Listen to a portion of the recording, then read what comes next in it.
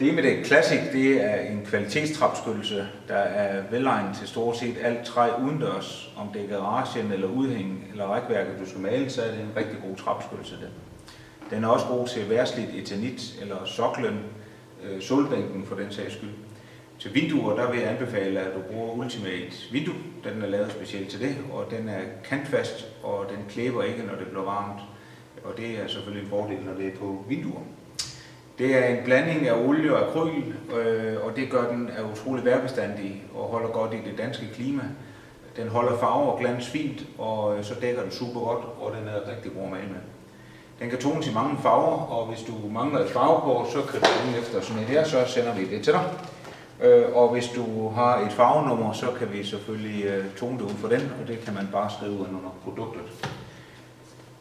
Du skal huske at rense af med grundrens, inden du maler.